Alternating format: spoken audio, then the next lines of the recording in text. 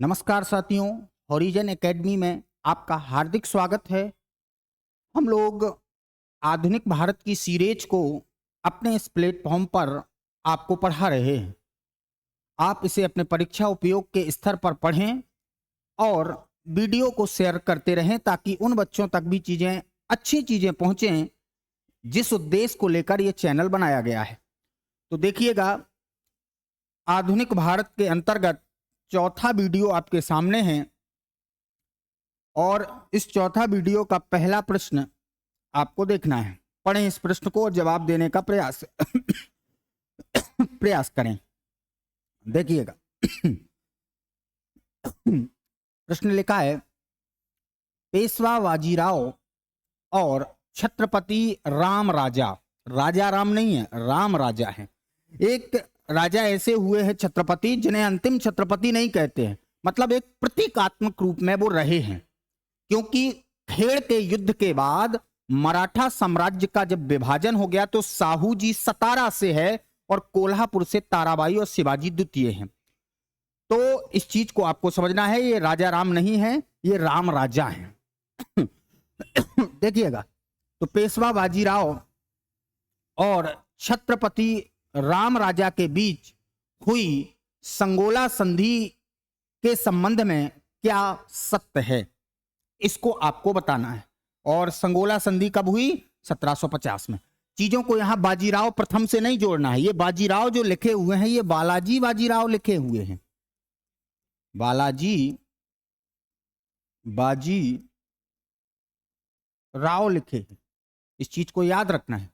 अब यहां पर लिखा है संगोला एग्रीमेंट, संगोला की संधि। संगोला नाम का एक पत्र था, उस पत्र पर हस्ताक्षर हुआ इसलिए नाम पड़ गया संगोला की संधि। संगोला कोई स्थान नहीं है, उस पत्र का नाम था जिसके द्वारा यह संधि की गई थी। ठीक, तो देखिएगा, संगोला एग्रीमेंट के बारे में थोड़ी जान लो तो आप प्रश्न को बता पाएंगे। संगोला संधि, जब तक आपको जवाब देना है, अगर आपसे बनता है, नहीं बनता है तो आपसे बनने लगेगा, बस क्लास को अच्छे से सुने आप। संगोला संधि के द्वारा छत्रपति से, एक लाइन में समझ लो, छत्रपति से मराठा शक्ति, मराठा पावर, मराठा शक्ति पेशवा में चली गई। इसमें चली गई, पेशवा में चली गई, इस चीज को याद रखना। यानी अब मराठवाड़ा क्षेत्र के सर्वे सर्वा छत्रपति नहीं हैं, अपितु पेशवा बन गए। तो इसीलिए कहते हैं बालाजी बाजीराव को पेशवाओं का वास्तविक संस्थापक। वैसे पहला पेशवा बालाजी विश्वनाथ, लेकिन पेशवाओं का वास्तविक संस्थापक अगर कोई है तो वो वास्तविक संस्थापक बालाजी बाजीराव है। तो एक फैक्ट और इसमें आपको याद रखना है, बालाजी बाजीराव को इन्हें पेशवाओं का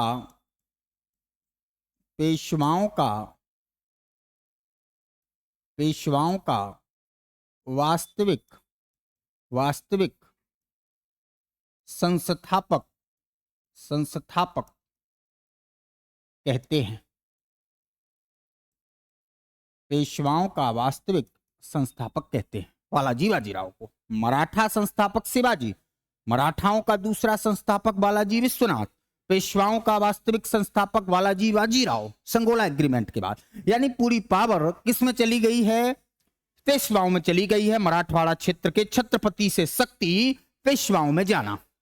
अब सुने आप, 4 ऑप्शन लिखे हैं। यह संधि पूना सम्मेलन में सभी प्रमुख मराठा सरदारों की उपस्थिति में किया गया।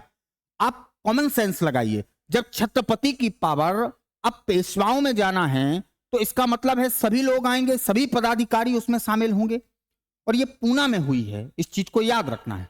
तो ये बिल्कुल राइट है। छत्रपति राम राजा द्वारा संगोला नामक दस्तावेज पर हस्ताक्षर करने के कारण यह संगोला संधि कहलाया। हमने अभी बताया, पत्र पर सिग्नेचर हुआ, दस्तावेज या पत्र था वो, तो ये भी सही है। केंद्रीय सरकार का एक दफ्तर यानी मुख्यालय, हेडक्वार्टर सतारा से पूना कर दिया गया एवं पेशवा राज्य का सर्वे सर्वा बन गया। पेशवा राज्य का क्या बन गया? सर्वे सर्वा। यहीं तो लिखा है छत्रपति से पावर पेशवाओं में चली गई। ये भी सही है। यानी अभी रायगढ़ सतारा राजधानी देख रहे थे, लेकिन अब एक दफ्तर पूना, हेडक्वार्टर एक पूना में पहुंच चुका है। ये भी सही है। तो उपर्युक्त सभी सही हैं।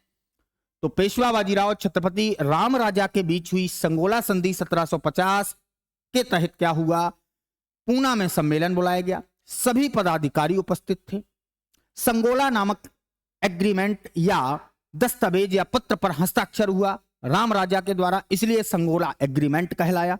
इसके द्वारा अब मराठवाड़ा क्षेत्र का सर्वे सर्वा कौन बन जाता है? तो उस बात को याद रखना, मराठवाड़ा क्षेत्र का अब सर्वे सर्वा कौन बना? पेशवा बना। तीनों फैक्ट आपके सामने लिखे हैं। एक और दफ्तर के रूप में सतारा से पूना को बनाया गया, एक दफ्तर बनाया गया, एक और दफ्तर, यानी कि प्रशासन का विस्तार भी किया गया। तो ये सभी सही हैं। तो संगोला एग्रीमेंट का संबंध पेशवा की पावर से है। छत्रपति की सत्ता किसमें चली गई? पेशवा में। और ये बालाजी बाजीराव के समय हुआ। ठीक, आपने जवाब दे दिया होगा। चलें नेक्स्ट सॉल्व कीजिए। किस मराठा सरदार ने पूर्व में यानी मराठा क्षेत्र के पूर्व में बंगाल, बिहार, उड़ीसा, ये बंगाल बिहार जो उड़ीसा है ये पूरा बंगाल क्षेत्र ही था, पहले उसे बंगाल बोलते थे। और बंगाल का संस्थापक आपको पता है स्वतंत्र राज्य के रूप में मुर्शिद कुली खां को कहते हैं। मुर्शिद कुली खां बंगाल का स्वतंत्र राज्य के रूप में संस्थापक है। 1741 से 51 के बीच मराठा शक्ति का प्रसार किया और बंगाल के नवाब अलीवर्दी खां हैं। एक संस्थापक मुर्शिद कुली खां हैं, लेकिन अलीवर्दी खां इस समय नवाब हैं बंगाल के। को संधि पर विवश किया गया कि संधि दो और हम आपसे टैक्स लेंगे। जब भी अटैक करते थे मराठे तो चौथ और सरदेश मुखी नाम के टैक्स लेते थे। आपको यह पता है कौन से टैक्स लेते थे? चौथ और सरदेश मुखी। तो याद रखना है, इसमें 4 ऑप्शन आपके सामने लिखे हैं, उनको आपको पढ़ना है। अच्छा, अलीवर्दी खां कौन है? पहले इस बात को याद रखना है। अली वर्दी खां कौन है? अलीवर्दी खां। तो याद रखना, अलीवर्दी खां बंगाल का नवाब है। नवाब है बंगाल का। क्या है? अलीवर्दी खां नवाब है बंगाल का। और अलीवर्दी खां यूरोपियों की तुलना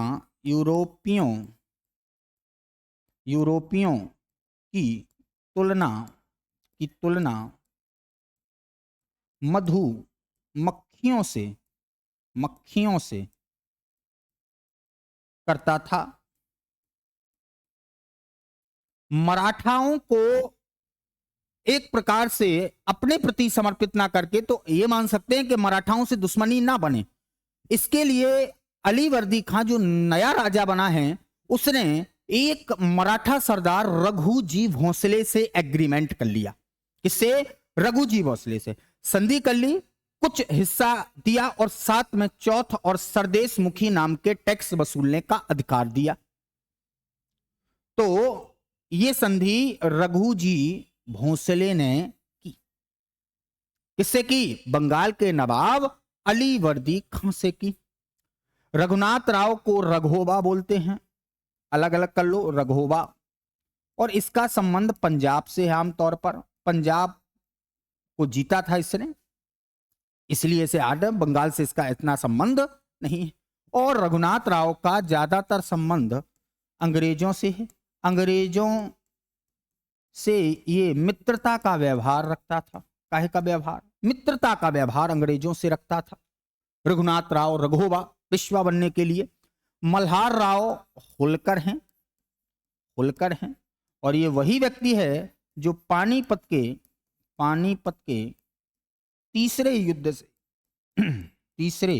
युद्ध से भाग गया था। कहां से भाग गया था?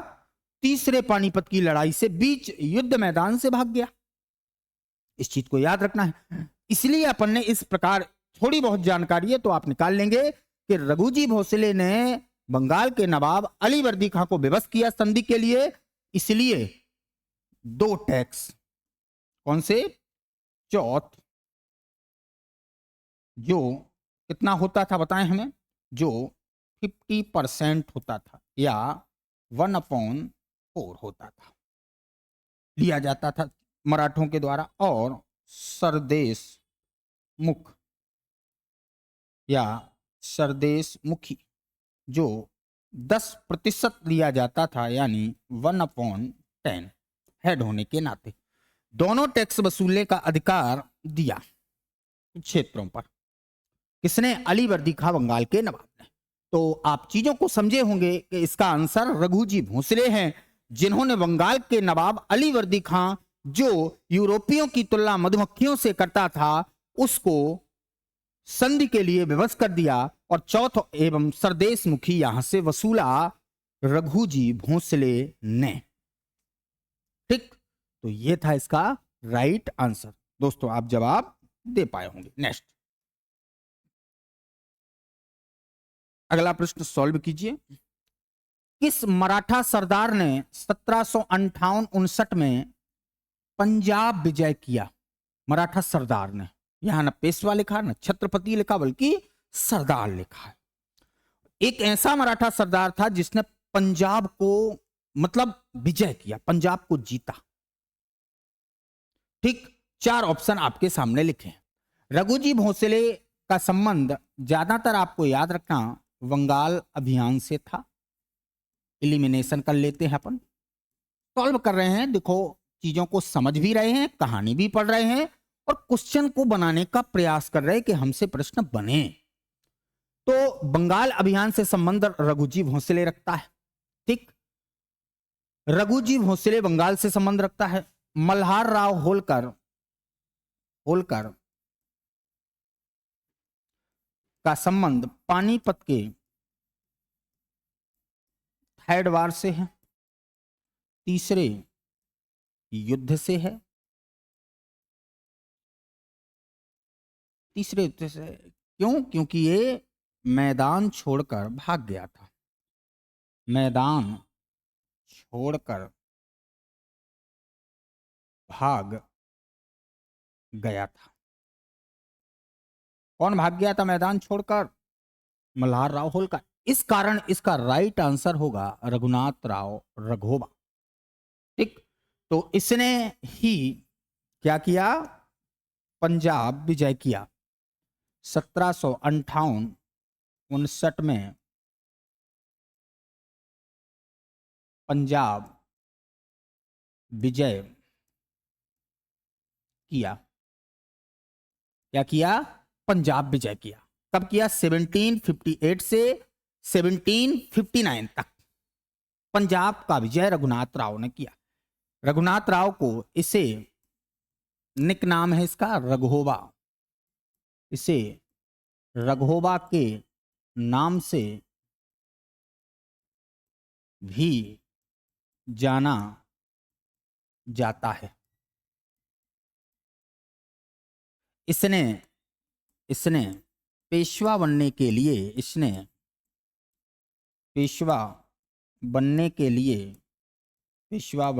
लिए रघुनाथ राव रघोबा ने बनने के लिए अंग्रेजों से संधि कर ली थी, यानी मिल गया था उनके साथ, अंग्रेजों से संधि कर ली थी। समझ गए दोस्तों आप चीजों को? तो बंगाल अभियान का संबंध रघुजी भोसले सरदार से है और पंजाब विजय का संबंध रघुनाथ राव रघोबा से है। ठीक है, नेक्स्ट देखिए, आप अच्छे से देख लें और अगर स्क्रीनशॉट लेते हैं, नोट्स बनाते हैं, हमारे ख्याल से तो आप अच्छे नोट्स तैयार करो। आपका क्वेश्चन भी बन रहा, तैयारी भी हो रही, टॉपिक भी कवर हो रहा नए बच्चों के लिए, और जो तैयारी कर चुके हैं उनके लिए रिवाइज है ये। खूब आंसर दो, आप समझो चीजों को, कुछ एक्स्ट्रा भी मिलेगा और ना एक्स्ट्रा मिलेगा तो आपकी प्रैक्टिस होगी। इस चीज को याद रखना है। जितनी ज्यादा दोस्तों कहा जाता है कंपटीशन में प्रैक्टिस होगी, उतने ही करीब आप सिलेक्शन या सफलता के पहुंच जाएंगे। चलिए नेक्स्ट प्रश्न की तरफ बढ़ते हैं।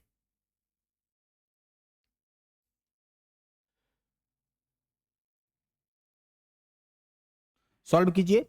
अच्छा प्रश्न है, किसने दिल्ली में मुगल बादशाह की सहायता के लिए रखे गए अपनी सेना का वेतन चुकाने के लिए दिल्ली के दीवान ए आम, जहां आम लोग मिलते थे, की छत से चांदी निकलवा ली थी कि भैया हमें वेतन देना है,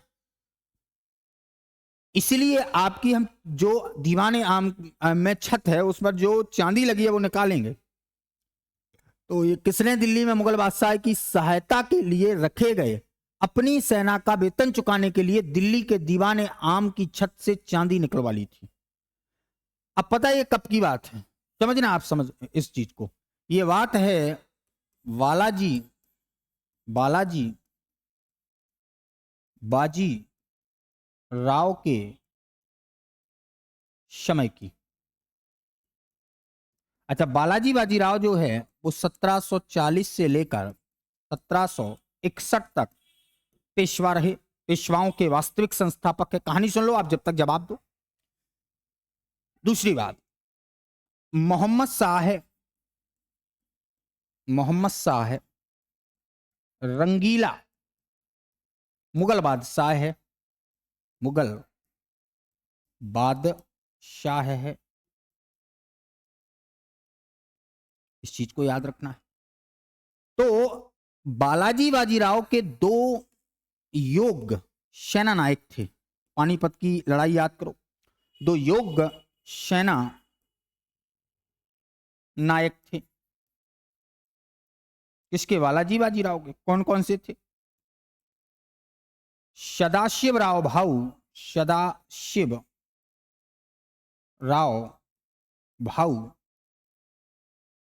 और दूसरा कौन?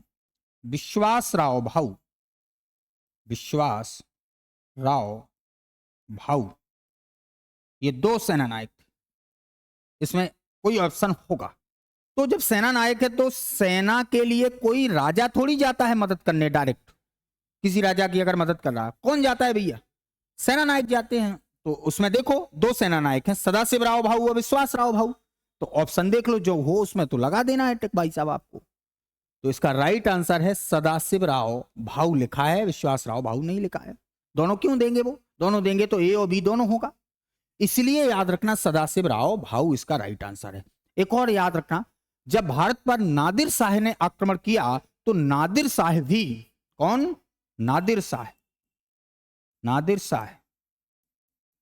भी दीवान ए आम की छत से चांदी तक निकाल ले गया था, तब लूट के ले गया था, चांदी तक निकाल ले गया था।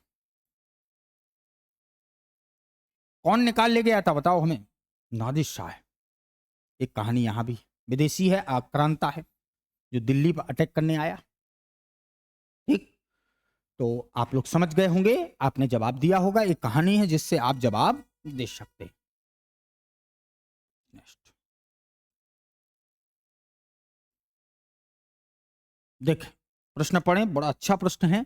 दो मोती जल में घुल गए, सोने की 27 मोहरें खो गईं, चांदी और तांबे की जो हानि हुई उसका अनुमान नहीं लगाया जा सकता। यह किससे संबंधित है? आपको अगर अच्छे से मराठा साम्राज्य पढ़ रहे हैं तो आप इसका जवाब तत्काल दे देंगे, हमारे अनुसार दे देना चाहिए आप, कि दो मोती जल में घुल गए या विलीन हो गए, सोने की 27 मोहरें खो गईं, चांदी और तांबे की जो हानि हुई उसका अनुमान नहीं लगाया जा सकता। यह किससे संबंधित है? ये ऑप्शन लिखे हैं आपने, याद करो। 14 जनवरी, जब तक जवाब दो आप, 14 जनवरी 1761, यह समय है किसका? पानीपत के तीसरे युद्ध का, जो अहमद शाह अब्दाली इसके बीच हुआ, अहमद शाह अब्दाली और मराठा के बीच हुआ, जिसमें अहमद शाह अब्दाली जीता और मराठे पराजित हो गए। इसका आंखों देखा वर्णन, इसका आंखों देखा वर्णन, इसका आंखों देखा वर्णन काशीराज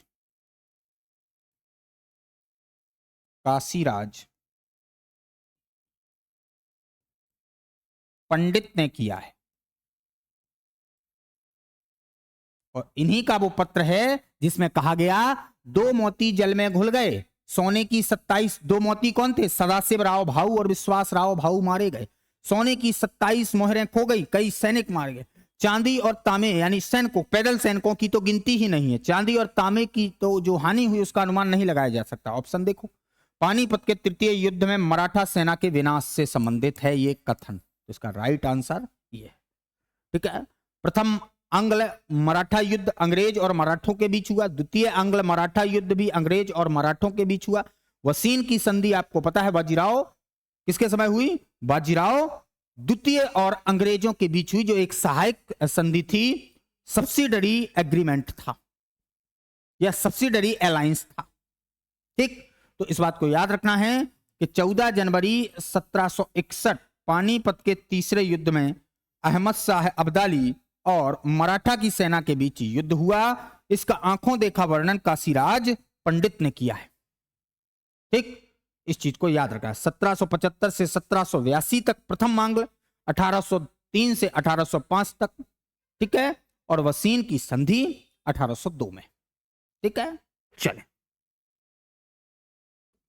नेक्स्ट सॉल्व कीजिए अगला प्रश्न। पानीपत के तृतीय युद्ध में मारे जाने वाले दो महत्वपूर्ण सैन्य सरदार कौन थे? अब इतना पढ़ लिया, ये तो जवाब दे दोगे आप। पानीपत के तृतीय युद्ध में मारे जाने वाले दो महत्वपूर्ण सैन्य सरदार कौन थे? देखो ऑप्शन में लिखा है विश्वास राव भाऊ और सदाशिव राव भाऊ, विश्वास राव भाऊ और मल्हार राव होलकर, सदाशिव राव भाऊ और मल्हार राव होलकर, ये लिखा है ऑप्शन में। देखो मल्हार राव होलकर तो भाग गया था, इसलिए इसे काट दो आप। पानीपत के मैदान से भाग गया था, के मैदान से भाग गया था। तो दो ऑप्शन इसलिए कट जाएंगे क्योंकि दोनों में मल्हार राव होलकर है, मारा थोड़ी गया, वो तो भागा है, इसलिए काट दो। विश्वास राव भाऊ और सदाशिव राव भाऊ इसलिए सही होगा, क्यों? क्योंकि यही बालाजी बाजीराव के सेनानायक थे। यही बाजीराव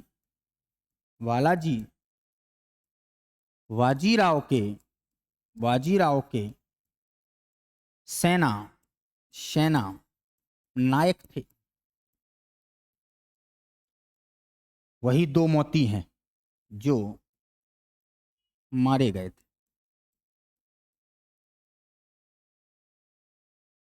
ठीक है, और मल्हार राव होलकर पानीपत की तीसरी लड़ाई जब हो रही तो बीच युद्ध मैदान से भाग गया था। ठीक, आप लोग चीजों को समझे होंगे। ठीक है, किसी भी टाइप का आपसे प्रश्न बन जाए, आपसे बन जाएगा।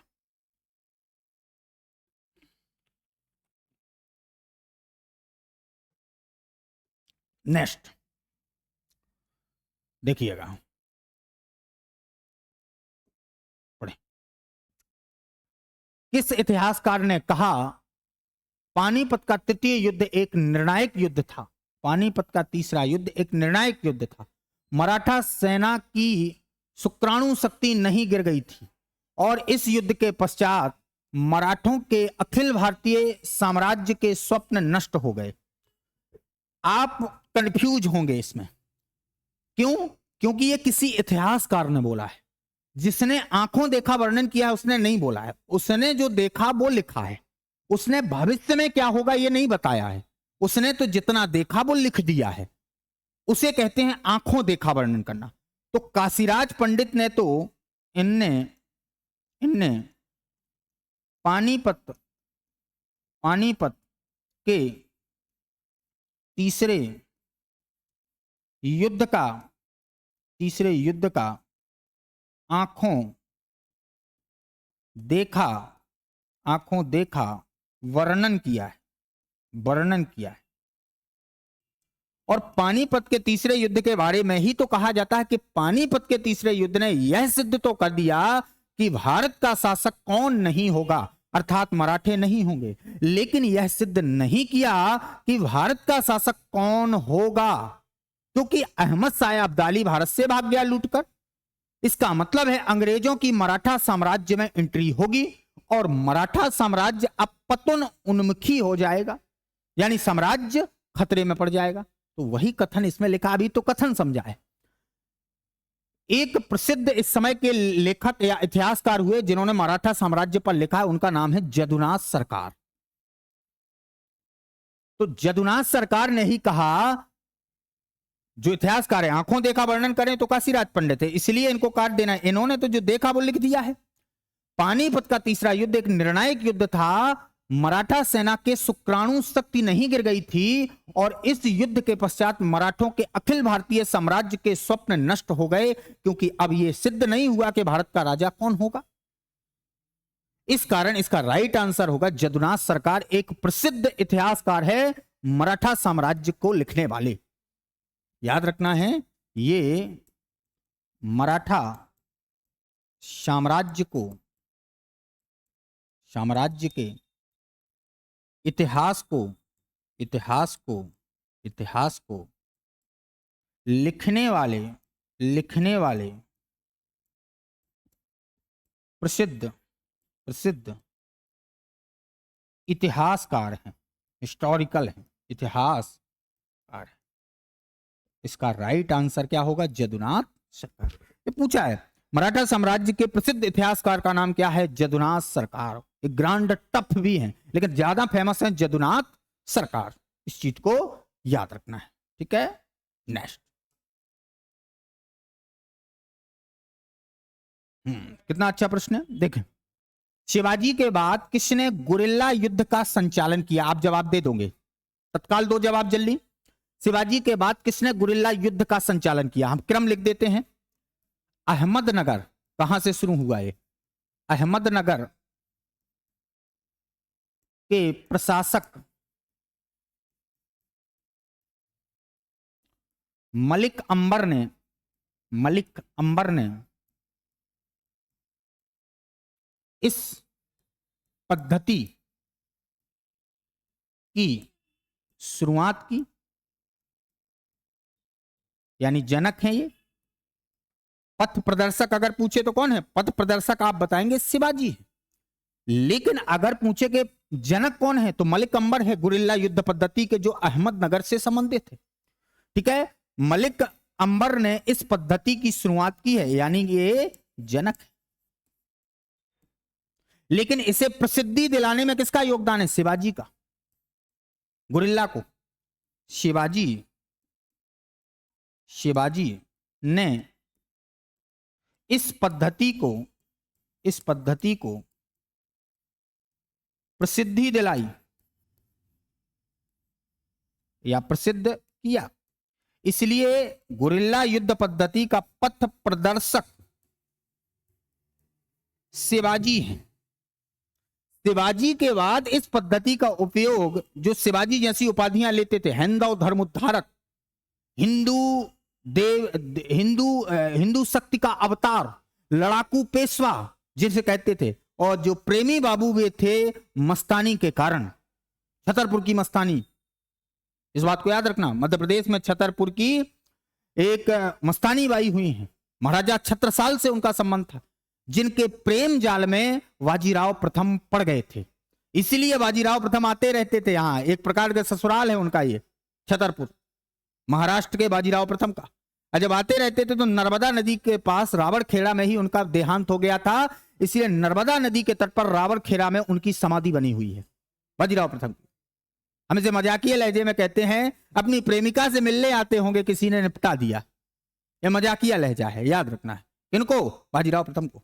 तो इसके बाद किसने किया है गुरिल्ला का? बाजीराव प्रथम, जिन्हें क्या बोलते हैं? लड़ाकू पेशवा। क्या बोलते हैं? लड़ाकू पेशवा।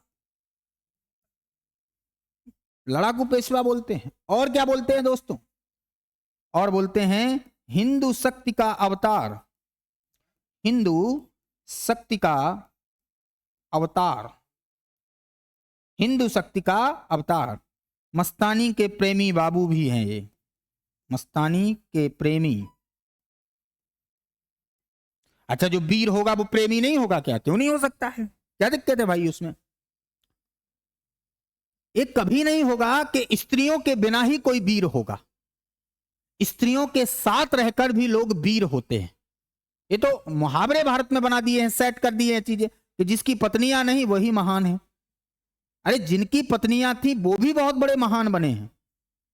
इसके कई उदाहरण आपको इतिहास में देखने को मिलेंगे।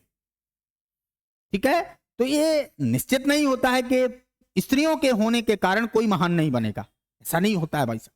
इस चीज को दिमाग से निकाल देना, ये पूर्व अवधारणा है जो आप अपने दिमाग में बिठा चुके हैं। इस पूर्व अवधारणा से निकल जाओगे तो गांधी जी को अच्छे से पढ़ना सीख जाओगे, नहीं तो बुराई ही करते रहोगे गांधी जी की, नेहरू जी की। ये जितने हमारे स्कॉलर हुए हैं प्रसिद्ध, अटल बिहारी वाजपेयी की, चलो उनकी तो स्त्रियां नहीं थी, अटल बिहारी वाजपेयी का भी तो प्रेम संबंध है। इस चीज को याद रखना है। उन्होंने खुद इसको स्वीकार किया है अपनी किताबों में या पुस्तकों में। ठीक, भले ही विवाह नहीं किया।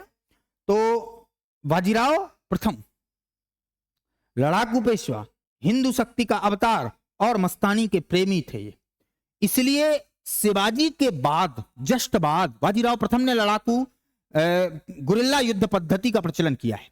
इसके बाद तात्या टोपे 1857 की क्रांति में गुरिल्ला करते हैं, जो रानी लक्ष्मीबाई के राजनीतिक या पॉलिटिकल टीचर है। चलें, तो इसका आंसर आप लगा दोगे दोस्तों। शिवाजी के बाद किसने गुरिल्ला युद्ध का संचालन किया? बाजीराव प्रथम ने। राइट आंसर ये है भाई। इसमें कहानी सुनना पड़ेगा तभी आप टिक लगा पाओगे। एलिमिनेशन मेथड में यह है कि एक एक चीजों की जानकारी हो तो एक एक चीज अगर निकालना हो तो निकाल सकते हो। सदाशिवराव भाऊ रघोबा है, पेशवा बनना चाहता था, अंग्रेजों से मिल गया, पंजाब जीता था। वालाजी विश्वनाथ पहले पेशवा हैं और मराठा शक्ति के दूसरे संस्थापक हैं। वालाजी बाजीराव पेशवाओं के वास्तविक संस्थापक है, जिनके समय पानीपत का तीसरा युद्ध हुआ। अगर आपको सबके बारे में यानी चारों फैक्ट के बारे में जानना है तो क्या जानना है? इनके बारे में जान चुके, ये आंसर निकाला है। क्योंकि सदाशिवराव भाऊ अंग्रेजों से मिला हुआ था पेशवा बनने के लिए, लेकिन इसने 1758-59 में पंजाब को जीता था।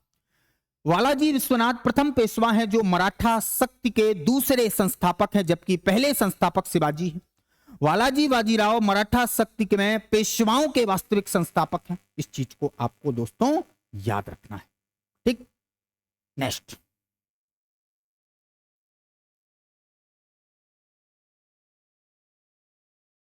देखिए, किस मराठा पेशवा को मैकियावेली कहा जाता है? विदेशी दुनिया में एक व्यक्ति हुआ है मैकियावेली। मैकियावेली पूरे विश्व में डिप्लोमेसी के लिए जाने जाते हैं, कूटनीति के लिए जाने जाते हैं।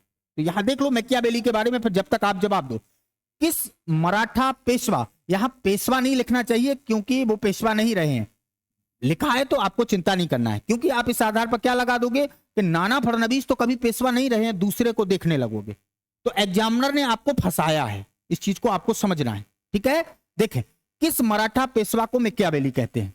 तो पहले आप मैकियावेली को देख लो थोड़ी। मैकियावेली क्यों प्रसिद्ध है और ये उपमा क्यों दी जाती है मैकियावेली की? देखिएगा, मैकियावेली विश्व में या विदेश में, विश्व में डिप्लोमेसी, कूटनीति के लिए जाने जाते हैं। मतलब जो डिप्लोमेटर होगा वो अधिकतर लड़ाइयों से बचेगा, वो युद्ध करने का प्रयास नहीं करेगा, वो कूटनीति के स्तर पर युद्ध का सॉल्यूशन निकालेगा कि हम जीत भी जाएं और युद्ध भी ना हो, यानी हमारी क्षति ना हो। इस चीज को समझना है। कई लड़ाकू कौम होते हैं कि नहीं लड़ाई हो ही जाए, भाई उनका भी अपना एक महत्व होता है। जो लड़ते नहीं है वो डिप्लोमेसी वाले होते हैं, वो कूटनीति होती है। जैसे अभी वर्तमान में राष्ट्रीय सुरक्षा सलाहकार हैं आपके अजीत डोभाल, एक रणनीतिकार तो नहीं कहेंगे, इन्हें कूटनीतिकार कहेंगे। पूरे विश्व में भारत की जो आज अलख जग रही है उसमें एनएसए अजीत डोभाल का कितना महत्वपूर्ण योगदान है।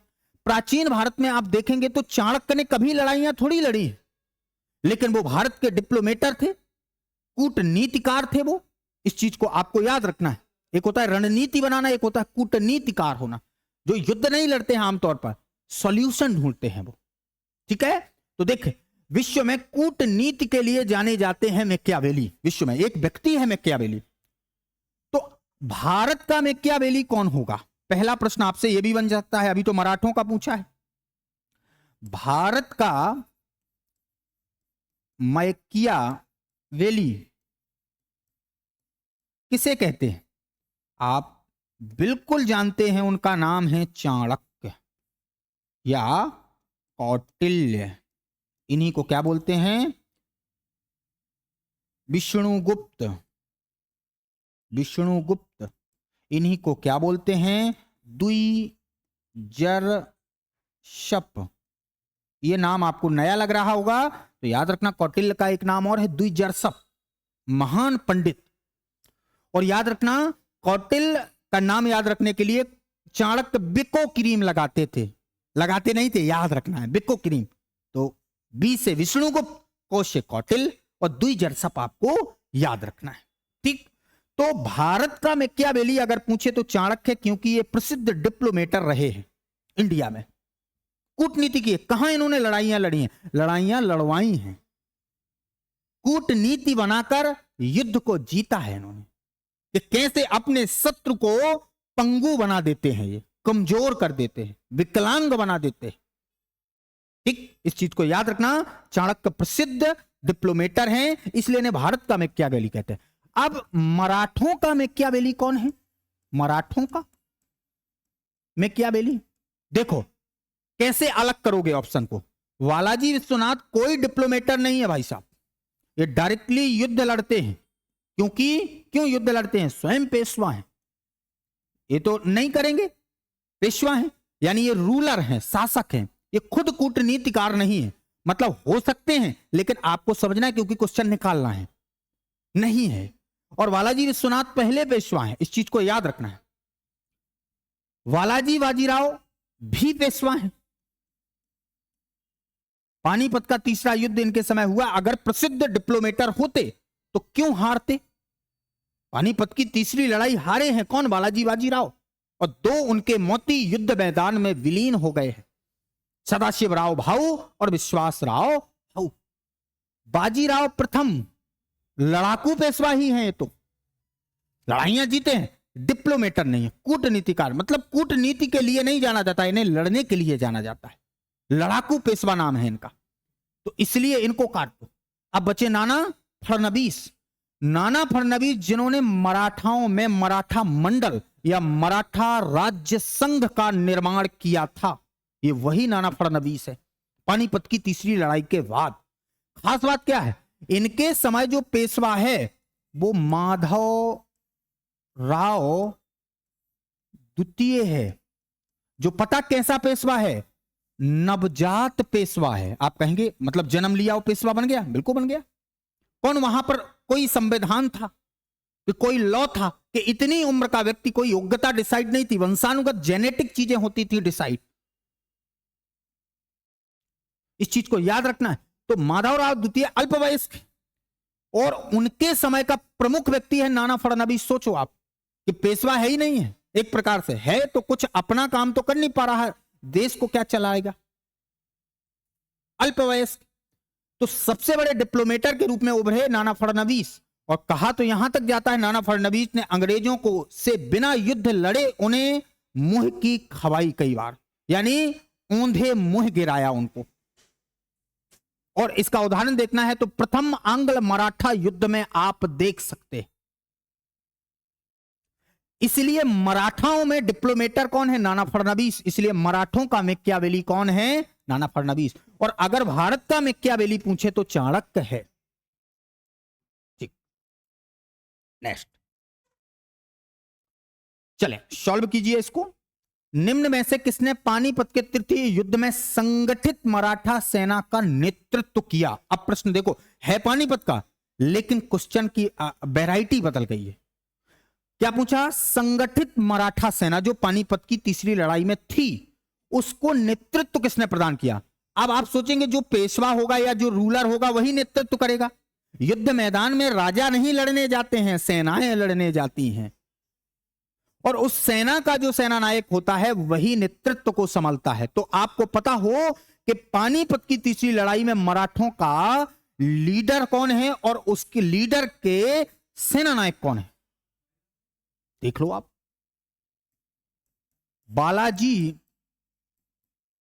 बाजी राव ये पेशवा हैं और इनके दो सेना नायक हैं। कौन कौन से इनके दो सेना नायक हैं? देखें, पहला सदाशिवराव भाऊ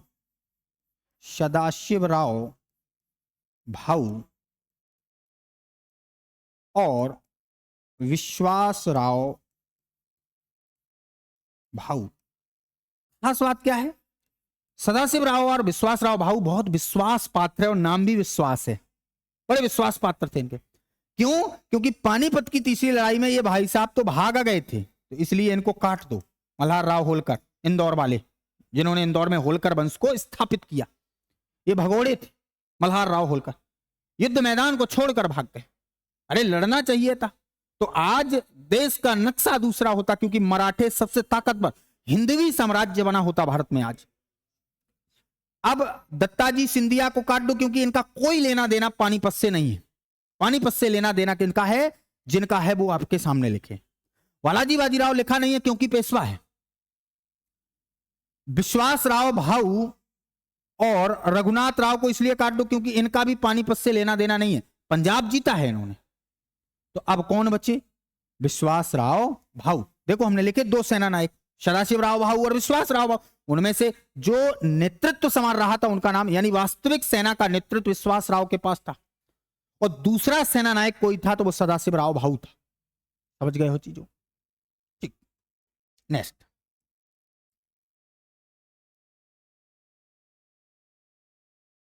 ठीक, सॉल्व कीजिए। पानीपत के तृतीय युद्ध के परिणामों से पेशवा बालाजी बाजीराव को गहरा आघात लगा, जिससे उनकी मृत्यु हो गई। हमने बताया था विलख विलख के मर गए थे, रो रो कर। बालाजी बाजीराव के बाद पेशवाओं का कालक्रम क्या है? मतलब बालाजी बाजीराव के बाद कौन से पेशवा बने हैं, रूलर कौन रहे हैं, कौन शासक रहे हैं, उनके बारे में आपको बताना है। देखो आप क्रम याद रखो, आप क्रम याद रहेगा, पूरा ही लिख देते हैं। जल्दी जल्दी बताओ जिसे पता हो। बालाजी विश्वनाथ पहले पेशवा, दूसरा बाजीराव प्रथम, तीसरा बालाजी बाजीराव,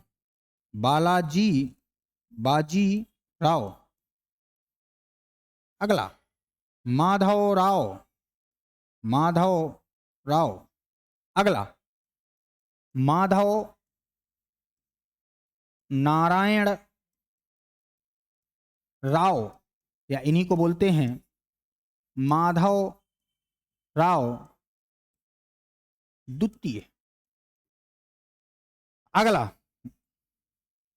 बाजीराव द्वितीय, यानी ये अंतिम पेशवा है। ये क्रम लगा लो। अब क्या दिक्कत है? क्रम तो पूछा है। बालाजी के बाद कौन रहे? बालाजी के बाद कौन रहे? माधव राव। पहला लिखा कहां है? देखो लिखा है सामने। दूसरा कौन? माधव नारायण राव, देखो लिखा है नारायण राव। तीसरा कौन? माधव नारायण राव, तो फिर माधव नारायण राव आ गए। चौथा कौन? बाजीराव द्वितीय, देखो बाजीराव द्वितीय। तो क्रम सही लगा है, बिल्कुल सही जोड़ी से बना है और क्रम भी सही लिखा है। 1 2 3 4, राइट आंसर क्या होगा? क्रम ये है 1 2 3 4। ठीक है, इस चीज को याद रखना है। माधव राव, नारायण राव, माधव नारायण राव, ये आपका सही क्रम है। ठीक है, जिन्हें अपन ने देखो लिखा है यहां माधव राव द्वितीय। जो माधव नारायण राव है उनको माधव राव द्वितीय भी बोलते हैं।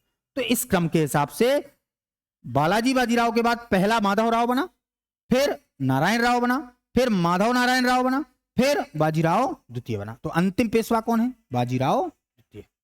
ठीक, नेक्स्ट।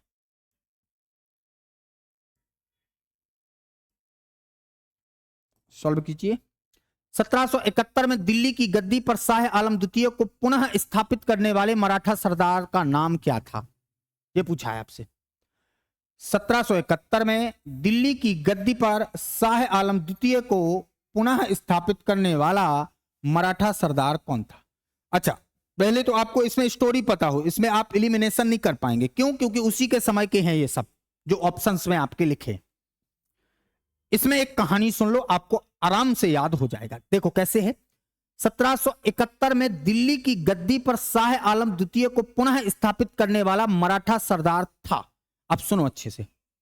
शाह आलम द्वितीय जो मुगल बादशाह हैं, उत्तरवर्ती मुगल है, शाह आलम द्वितीय, इनको कहते हैं अली गौहर। क्या बोलते हैं? जब तक जवाब दो आप, क्या बोलते हैं? अली गौहर।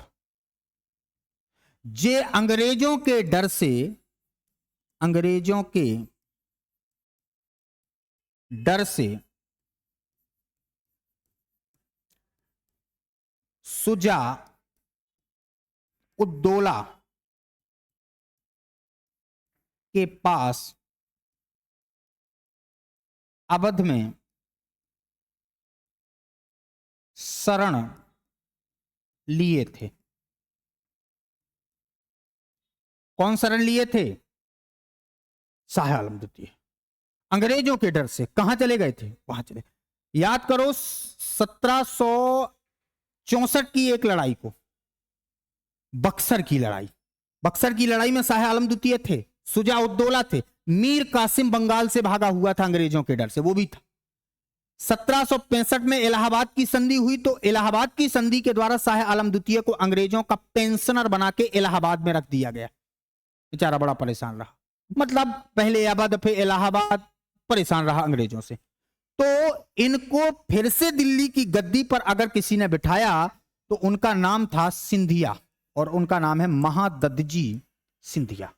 क्यों? क्योंकि नाना फडणवीस का संबंध तो माधव राव द्वितीय से है, जो अल्पवयस्क हैं, माधव नारायण राव या माधव राव द्वितीय से। मल्हार राव होलकर का संबंध जो है वो पानीपत के मैदान से है, पानीपत के मैदान से।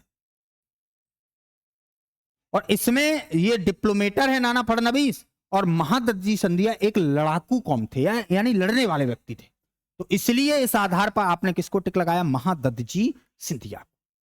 ये ज्यादा लड़ाइयां नहीं लड़ते थे नाना फडणवीस, लड़ते ही नहीं थे, डिप्लोमेटर थे, पूरी तरीके से कूटनीतिकार थे, लेकिन ये लड़ाइयां लड़े हैं महादत्तजी सिंधिया। उन्हीं के समय के नाना फडणवीस। मल्हार राव होलकर का संबंध पानीपत के मैदान से, जो पानीपत का मैदान छोड़कर भाग गया था तीसरी लड़ाई में। भागने वाला यही व्यक्ति था जो इंदौर से जुड़े हैं होलकर। ठीक है, इस चीज को आपको याद रखना है। तो शाह आलम द्वितीय को पुनः गद्दी किसने दिलाई? महादत्तजी सिंधिया ने। नेक्स्ट।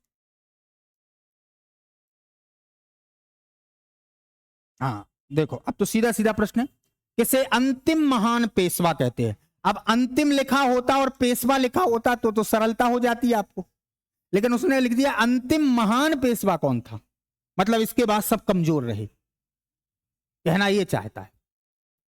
पहले बालाजी विश्वनाथ, फिर दूसरे बाजीराव, बालाजी बाजीराव, माधवराव नारायण राव, माधव नारायण राव या माधवराव द्वितीय और बाजीराव द्वितीय। महान पेशवा कहां तक है? पानीपत की तीसरी लड़ाई में बालाजी बाजीराव है, महान है, लेकिन उनके बाद भी एक महान बना है माधव राव। एक इतिहासकार ने तो यहां तक लिखा है कि पानीपत की लड़ाई ने जितना आघात नहीं पहुंचाया, उससे ज्यादा आघात तो इस महान पेशवा के मर जाने के कारण हुआ, और वो महान पेशवा का नाम है माधव राय। इसलिए अंतिम महान पूछे तो माधव राव है, और अगर अंतिम पूछे तो बाजीराव द्वितीय है, दोनों में अंतर है। तो देखो इसमें लिखा है माधव राव, बिल्कुल।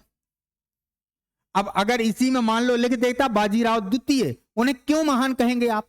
अंग्रेजों से जिन्होंने संधियां कर ली, माफिया मांग ली, उनको महान कहने का कोई औचित्य नहीं है, इतिहास में उनको महानता का सूचक नहीं मिलता है। वो तो आप अगर किसी के फैन हैं तो आप उन्हें बोल सकते हैं। बाजीराव द्वितीय ने वैसीन की संधि, सहायक संधि अंग्रेजों से कर ली है, वो भले ही अंतिम है लेकिन अंतिम महान नहीं है, वो अंतिम पेशवा है। महान अंतिम पेशवा माधव राव है, इस चीज को आपको समझना है। तो उसका आंसर ये, माधव नारायण राव अल्पवयस्क हैं, नवजात पेशवा है। इनके समय ये खुद शासन नहीं चलाते हैं, 12 मेंबरों की एक परिषद चलाती है जिनमें नाना फडणवीस प्रमुख है। इस चीज को याद रखना है। नारायण राव को क्यों नहीं महान कहेंगे? क्योंकि रघुनाथ राव जो इनका चाचा है, इसने इनको जहर देके मरवा दिया है पेशवा बनने के लिए। तो इस चीज को समझना है, इस कारण हमने माधव राव कहा है। अगर एलिमिनेशन करना है तो एलिमिनेशन कर दो। ये नवजात हैं, नवजात कैसे महान हो जाएंगे आप बताओ? काम ही नहीं कर रहे हैं कुछ, अल्पवयस्क हैं, किशोर पेशवा हैं ये। नारायण राव को क्यों? इन्हें जहर देकर मरवा दिया था, बहुत कम समय तक शासक रहे हैं। और किसने मरवाया? रघुनाथ राव ने। और जो मरवाएगा वो कैसे महान होगा भाई? डायरेक्ट युद्ध से लड़ो तो हम माने, धोखे से मरवाया तो महान तो नहीं कहेंगे। मरवाना ठीक है, वीरता की निशानी होगी, लेकिन डायरेक्ट युद्ध में तब इतिहास उसको महान कहता है। इसने धोखे से अपने भतीजे का कत्ल करवा दिया क्योंकि इसे स्वयं पेशवा बनना था, अंग्रेजों से एग्रीमेंट कर लिया था, संधि कर ली थी। इस कारण इसका राइट आंसर क्या है? माधव राव, जो अंतिम महान अंतिम पेशवा बाजीराव द्वितीय है। बस। नेक्स्ट,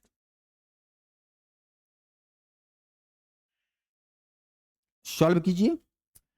किस पेशवा के अधीन होने के कारण मराठा राज्य की देखरेख, अधीन, अधीन की जगह लिखो अल्पवयस्क, चेंज कर लेना है, अल्पवयस्क।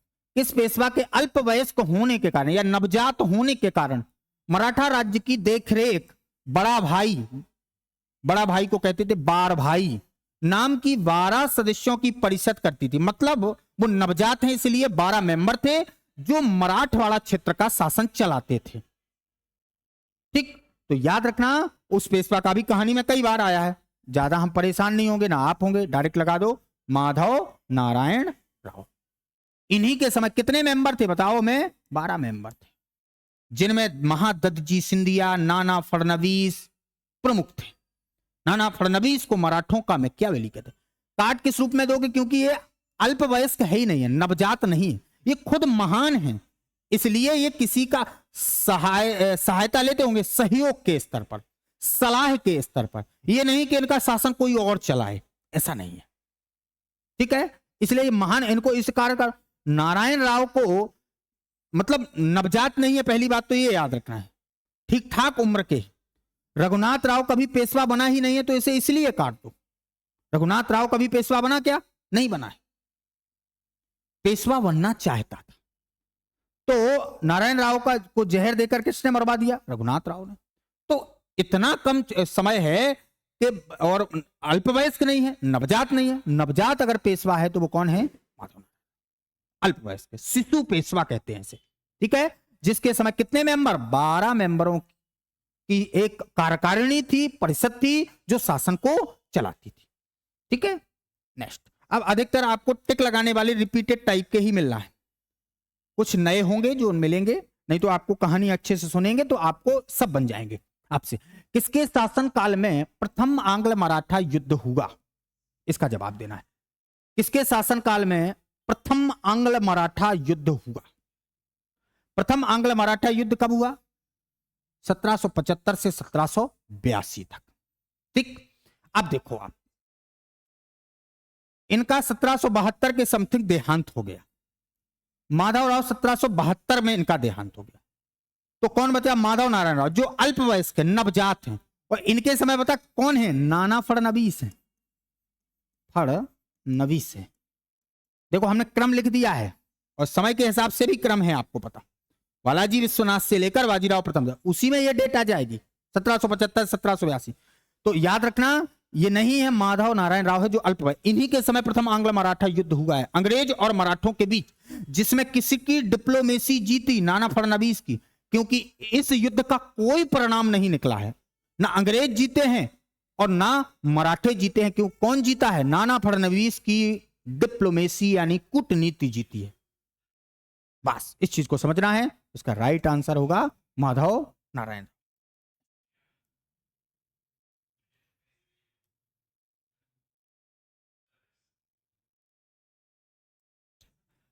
द्वितीय आंग्ल मराठा युद्ध और तृतीय आंग्ल मराठा युद्ध के समय मराठा पेशवा कौन था? द्वितीय और तृतीय आंग्ल मराठा युद्ध के समय मराठा पेशवा कौन था? वही समय है। तो ये कौन है? माधव नारायण राव। अलग से इसको पढ़ने की आवश्यकता नहीं है। बाजीराव द्वितीय के समय वैसीन एग्रीमेंट हुआ है 1802, तो तब तक ये रहा है, इसके बाद ये बना है। तो जब ये युद्ध चल रहा है तब यही है। अगर आप दो ऑप्शन होते तो हम कहते बाजीराव द्वितीय भी सही है और माधव नारायण राव भी सही है, दोनों सही होते, ए और बी होते समय के हिसाब से। तो इसका right answer Madhav Narayan Rao. Next,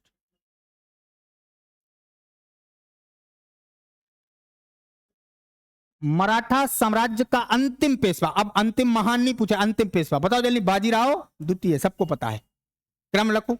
Balaji Vishwanath, Bajirao प्रथम, बालाजी बाजीराव, माधवराव नारायण राव, माधव नारायण राव और बाजीराव द्वितीय। तो अंतिम पेशवा कौन? जिन्हें कानपुर भेज दिया था कानपुर एग्रीमेंट के द्वारा। और कानपुर एग्रीमेंट 1818 के द्वारा अंग्रेजों ने मराठों को अपने साम्राज्य में मिला लिया और इनको कह दिया तुम्हें हम पेंशन देंगे, तुम बिठोर जाओ। बिठोर का मतलब कानपुर जाओ, ठीक। तो वहीं से चले जाएंगे बाजीराव द्वितीय। नाना साहब आपने नाम सुना होगा, जहां 1857 की क्रांति में भाग लेते हैं। नेक्स्ट, जे अंतिम महान है, अंतिम महान है ये, और जे अंतिम ही है। कुछ खास बातें जान लो। माधव नारायण राव अल्पवयस्क हैं, नवजात हैं, अल्पवयस्क हैं। नारायण राव को जहर देकर चाचा ने मरवा दिया। एक एक फैक्ट भी जान लो चारों के बारे में, ठीक है। नेक्स्ट, हाँ संधियां हैं, अंग्रेजों ने मराठों से संधियां की हैं, उनका क्रम आपको मिलाना है। तो देखें, ये टिपिकल टॉपिक होता है संधियों वाला। टिपिकल इसलिए होता है कि जब आप टॉपिक पढ़ते हैं तो ये संधियां आपसे आमतौर पर बन जाती हैं। कोशिश करना है ये संधियां अंग्रेजों ने मराठों से की है, उनका क्रम आपको याद रहे। संभवतः अगर आपको सही जोड़ी में संधियां पूछी जाए और ना पता हो तो आप हमेशा याद रखिए कि एग्जामिनर सही जोड़ी सही रूप में ही रखता है। अगर वनडे एग्जाम्स है तो मतलब पहले का पहला दूसरे का दूसरा वो मिला के देता है। इस चीज को आपको याद रखना है, ठीक है। तो सूरत की संधि 1778 में ही हुई है, याद रखना है। पुरंदर की संधि, एक पुरंदर की संधि 1665 में हुई है, शिवाजी के समय 1776 में।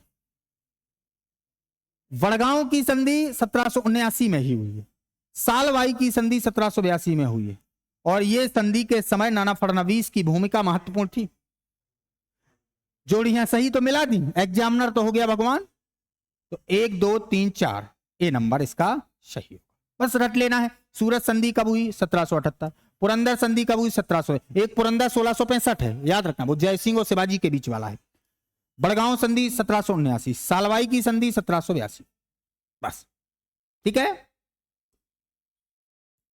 नेक्स्ट,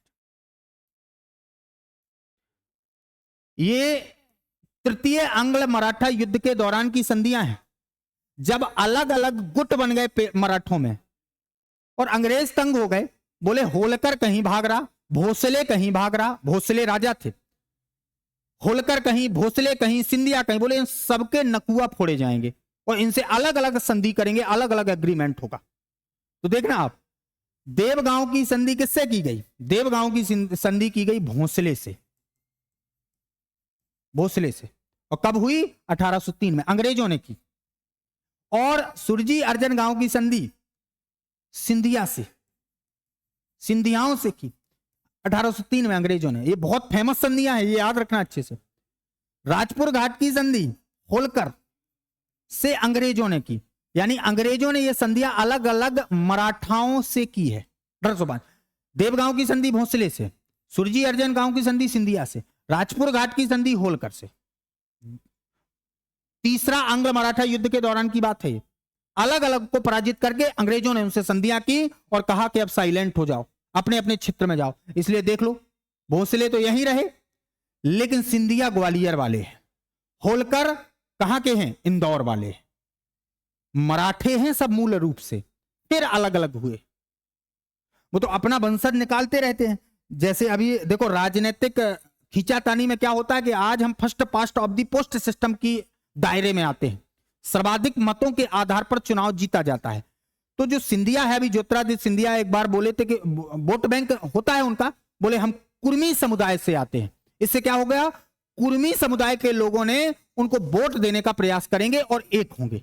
ये राजनीतिक स्टैंड है उनका, इस बात को याद रखें। मूलतः सब मराठे, और कहीं ना कहीं मराठों का संबंध किस कुल से है, ब्राह्मणों के कुल से। और हमने फिर बताया पेशवा, अब ये हमें तो चुनाव नहीं लड़ना, हमें तो आपको समझाना है, समझ रहे हैं ना बात को आप, कि हमें चुनाव लड़ना है, बता रहे हैं। अभी देखो जितने पटेल समुदाय के लोग होते हैं वो जय शिवाजी और जय सरदार बोलते हैं, ठीक है, अच्छी बात है। महान लीडरों को अगर आप जोड़ रहे हैं, लेकिन उसमें कट्टरता नहीं होनी चाहिए। मेन चीज यहां होती है, कट्टरता जहां आ जाती है, संप्रदायवाद जहां आ जाता है, दिक्कत वहां होती है। प्रशंसा अच्छी है, लेकिन प्रशंसा नकारात्मक ना हो कि किसी और को परेशान करे वो प्रशंसा, इस चीज को याद रखना है। तो आप समझ गए, देवगांव की संधि भोसले, सुरजी अर्जन गांव की संधि सिंधियाओं से, राजपुर घाट की संधि होलकर, सब अंग्रेजों ने ये एग्रीमेंट किया है। नेक्स्ट,